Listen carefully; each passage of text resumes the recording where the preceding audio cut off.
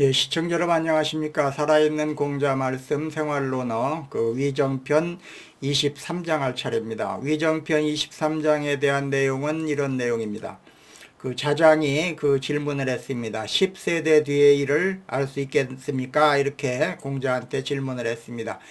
그 질문에 대해서 공자가 말했습니다. 은나라는 하나라의 예를 따랐는데 그 가운데 줄이거나 더한 점을 보면 알 수 있다. 주나라는 은나라의 예를 따랐는데 그 가운데 줄이거나 더한 점을 보면 알 수 있다. 훗날 주나라를 이을 나라가 있다면 비록 100세대가 지난 뒤라 하더라도 그 모습을 짐작할 수 있다. 이런 내용입니다. 그러니까 자장의 질문에 대해서, 그러니까 미래를 예측할 수 있습니까? 라고 하는 자장의 질문에 대해서 공자는 은나라, 그 다음에 주나라, 은나라, 하나라, 주나라 이렇게 세 나라를 예를 들어서 설명하고 있습니다. 은나라는 하나라의 예를 따랐는데, 예절을 따랐는데, 여기서 예절이라고 하는 얘기는 제도라고 하면 되겠습니다. 은나라는 하나라의 제도를 따랐는데 그 가운데서 줄이거나 더한 점, 원본에는 손익이라고 되어 있습니다. 줄이거나 더한 점, 줄이거나 더한 점이라는 얘기는 과거 세대의 것을 어떤 것은 덧붙이기도 하고 어떤 것은 이렇게 빼기도 해가지고 계승해 왔다. 후세대에 계승해 왔다. 이런 내용이 되겠습니다. 이게 문화라고 하는 게 그렇지 않습니까? 문화라고 하는 것은 이전에 어떤 문화를 줄이거나 빼가지고 오늘날 전달해 온 것. 이것이 바로 오늘날의 문화다라고 볼 수가 있습니다. 따라서 공자가 얘기하는 은나라와 하나라의 예절 제도라고 하는 것 역시 윗세대 위에 존재했던 그 나라의 제도를 따르거나 아니면은 없애거나 이렇게 함으로써 그 후세대의 예절이 성립이 됐다 이런 얘기입니다. 주나라는 은나라의 예를 따랐는데 그 가운데서 줄이거나 더한 점을 보면 알 수 있다. 훗날 주나라를 이을 나라가 어떤 나라인지는 모르겠지만 비록 100세대가 지난 뒤라 하더라도 그 모습을 짐작할 수가 있을 거다. 이런 얘기를 공자가 하고 있는 것입니다. 그래서 저는 이 글의 제목을 과거를 보면 미래가 보인다라고 하는 제목으로 붙여봤습니다. 그래, 이 글을 갖다가 위정편 23장을 더 이렇게 다시 한번 표로 요약해서 말씀드린다 것 같으면 이런 얘기입니다.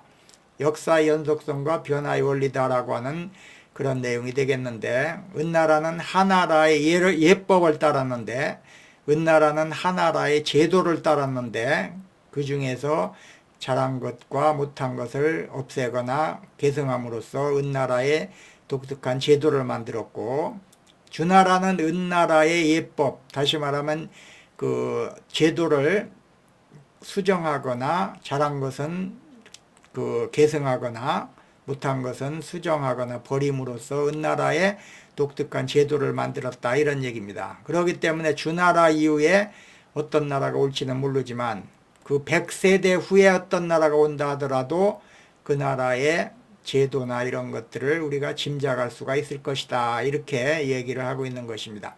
그럼 짐작할 수 있다라고 하는 그러한 논리는 역사가 연속성이 있고 변화 원리가 있기 때문에 짐작할 수가 있다 이런 얘기가 되는 것이죠. 하나라는 기원전 약 2070년부터 기원전 1600년까지 존속한 나라가 되겠습니다. 공자보다 약 1100년에서 1500년 이전에 있었던 그러한 나라입니다.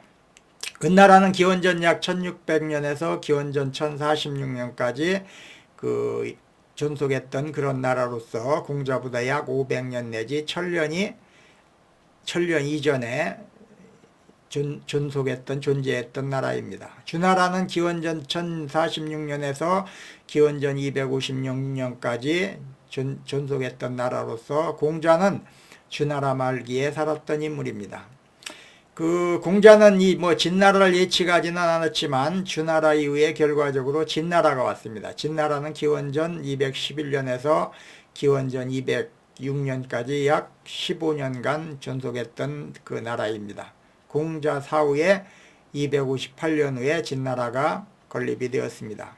그래서 이러한 관점을 통해서 봤을 때 과거, 현재, 미래는 단절이 아니라 하나의 역사적인 흐름이다 라고 이해해야 된다라고 하는 점을 공자는 암시하고 있는 것입니다. 이것을 조금 더 구체화하기 위해서 공자의 핵심 사상에 대해서 한번 정리를 해보겠습니다. 공자의 핵심 사상. 공자가 자장의 질문에 대해서 답한 이 대목에서 공자가 주장하고자 하는 핵심이 무엇이겠습니까? 그것은 역사의 연속성과 변화의 원리에 대한 통찰인 것입니다. 공자는 하나라에서 은나라로, 은나라에서 주나라로 이어지는 과정에서 각 시대가 이전의 제도를 단순히 모방한 것이 아니라 시대의 필요에 따라서 어떤 것은 줄이고 어떤 것은 더하여 개성해 왔다는 사실에 주목하고 있는 것입니다. 공자는 이러한 점에 근거하여 미래에 등장할 나라 역시 이전 시대의 제도를 바탕으로 변화할 것이므로 100세대가 지난다 하더라도 그 방향과 성격은 짐작할 수가 있을 것이다 라고 이렇게 말하고 있습니다. 이것은 단순히 미래에 대한 예측이 아닙니다. 과거에서 현재, 현재에서 미래로 이어지는 흐름 속에 일정한 원리와 질서가 존재한다라고 하는 그러한 믿음이 바로 공자의 핵심적인 사상이다라고 볼 수가 있죠.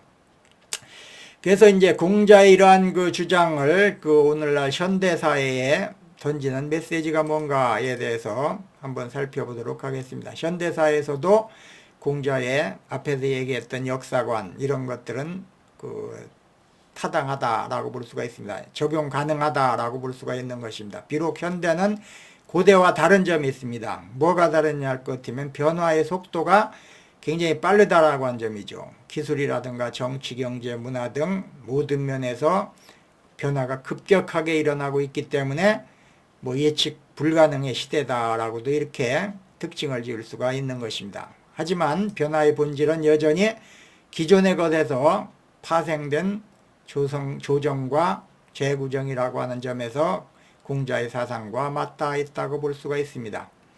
예를 들어서 오늘날의 민주주의라고 하는 것은 고대 그리스 시대부터 있었던 그러한 민주주의를 변화하고 발전시키고 해서 오늘날의 민주주의가 된 것입니다. 근대 유럽의 정치 철학 위에 세워져 있다라고 볼 수가 있는 것입니다.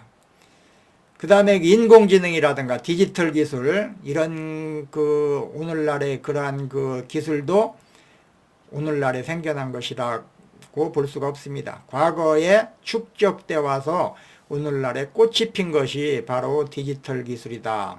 AI 기술이다 라고 볼 수가 있습니다. AI 기술이 오늘 뚝 떨어진 건 아니죠. 여러분 이해하시죠?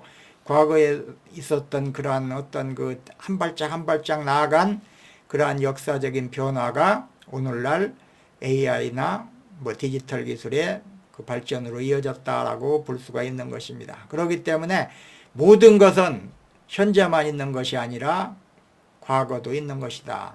이런 얘기입니다. 미래는 과거, 현재가 있기 때문에 미래가 있다라고 얘기할 수가 있는 것입니다.